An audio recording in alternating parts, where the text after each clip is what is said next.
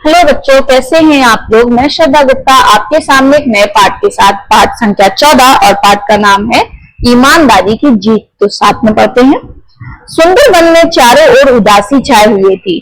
One को किसी अज्ञात बीमारी ने घेर लिया था।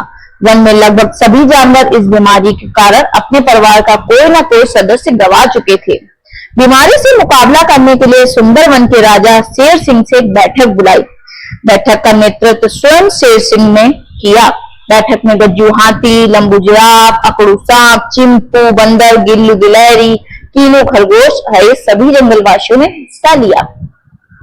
जब सभी जानवर इकट्ठे हो गए तो शेर सिंह ने एक ऊंचे पत्थर पर बैठ गया और जंगलवासियों को संबोधित करते हुए कहने लगा, भाइयों, वन में अज्ञात बीमारी फैलने के कारण हम अपने कई साथियों को गंवा चुके हैं। इसलिए हमें इस बीमारी से बचने के लिए वन में एक अस्पताल खोलना चाहिए ताकि जंगल में ही बीमारी जानवरों का इलाज किया जा सके। इस पर जंगलवासियों ने पूछा कि अस्पताल के लिए पैसा कहाँ से आएगा? अस्पताल में काम करने के लिए डॉक्टर कहाँ से आएंगे? इस पर शेर सिंह ने कहा, अस्पताल के लिए पैसा हम सभी मिलकर इकट्ठा करेंगे। यह सुनकर कीनू खरगोश खड़ा हो गया और बोला, महाराज, मेरे दो मित्र चंपक वन के अस्पताल में डॉक्टर हैं। मैं उन्हें अपने अस्पताल ले आऊंगा। इस फैसले का सभी जंगलवासियों ने समर्थन किया और अगले दिन से ही गज्जू हाथी व लंबू जिराफ ने अस्पताल के लिए पैसे इकट्ठा करना शुरू कर दिया। जंगलवासियों की मेहनत रंग लाई और जल्दी ही वन में अस्पताल बन गया। कीनू खरगोश ने अपने दोनों डॉक्टरों मित्रों वीनू खरगोश और चीनू खरगोश को अपने अस्पताल में बुला लिया। राजा शेर सिंह ने तय किया कि अस्पताल का आधा खर्चा वे स्वयं वहन करेंगे और आधा जंगलवासियों ने इकट्ठा किया जाएगा। इस प्रकार वन में अस्पताल चलने लगा।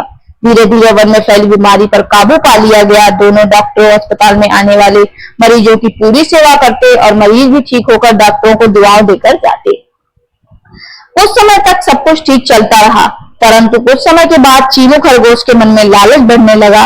उसने चीनू खरगोश को अपने पास बुलाया और कहा, यदि वे दोनों मिलकर अस्पताल की दवाइयां दूसरे वन में बेचें और रात में जाकर दूसरे वन के मरीजों को देखें तो उनकी अच्छी कमाई कर सकते हैं। इस बात पर किसी को पता भी नहीं लगेगा। वीनू खरगोश पूरी तरह ईमानदार था, इसलिए उसने चीनू का प्रस्ताव पसंद नहीं आया। उसने चीनू को भी ऐसा न करने का सुझाव दिया, लेकिन चीनू कम मानने वाला था। उसके ऊपर तो लालच का भूत सवार था। उसने वीनू के सामने तो ईमानदारी से काम करने का नाटक किया, परंतु चोरी छिपे बेईमानी पर उतर आया। तो जंगलवासियों को मेहनत से खरीदी गई दवाइयों को दूसरे जंगल में जाकर बेचने लगा तथा शाम को वहां मरीजों का इलाज करके कमाई करने लगा। धीरे धीरे उसका लालच बढ़ता गया। अब वह अस्पताल में कम, दूसरे वन के मरीजों को ज्यादा देखता। इसके विपरीत डॉक्टर वीनू अधिक ईमानदारी से काम करता। मरीज भी चीनू की अपेक्षा डॉक्टर वीनू के पास जाना अधिक पसंद करते। एक दिन सभी जानवर मिलकर राजा शेर सिंह के पास चीनू की शिकायत लेकर पहुंचे। उन्होंने चीनू खरगोश की कारगुजारी से राजा को अवगत कराया और उसे दंड देने की मांग की। शेर सिंह ने उनकी बात को ध्यान से सुनी और कहा कि सच्चाई वे अपनी आंखों से देखें तभी कोई निर्णय नहीं लेंगे। इसलिए वे पहले चीनू डॉक्टर की जांच कराएंगे, फिर अपना निर्णय देंगे। जांच का काम चालाक लोमड़ी को सौंपा गया, क्योंकि चीनू खरगोश लोमड़ी को नहीं जानता था। लोमड़ी अगले दिन से चीनू के ऊपर नजर रखने लगी। कुछ दिन उस पर नजर रखने के बाद लोमड़ी ने रंगे हाथों पकड़ने की योजना बनाई।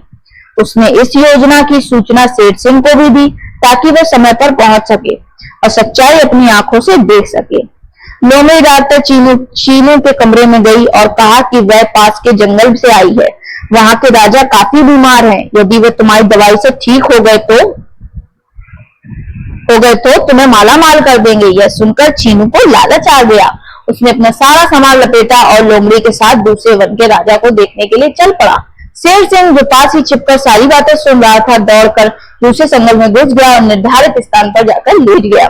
थोड़ी देर बाद लोमड़ी डॉक्टर चीनू को लेकर वहां पहुंची, जहां शेर सिंह मुंह ढककर सो रहा था। जैसे ही चीनू ने राजा के मुंह से हाथ हटाया तो शेर सिंह को वहां पाकर सकबका गया और डर से कांपने लगा।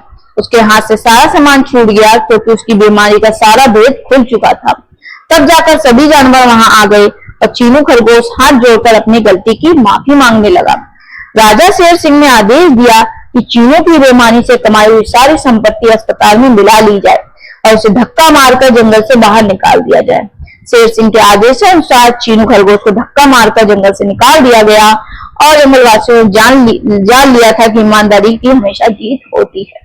तो ये हमें भी सीखना चाहिए कि हमेशा हमें ईमानदार रहना चाहिए। ईमानदार रहने से क्या होगा, जैसे कि चीनू खरगोश ने लालच किया और खीनू खरगोश ने नहीं किया, तो खीनू खरगोश आज भी उस अस्पताल में डॉक्टर है।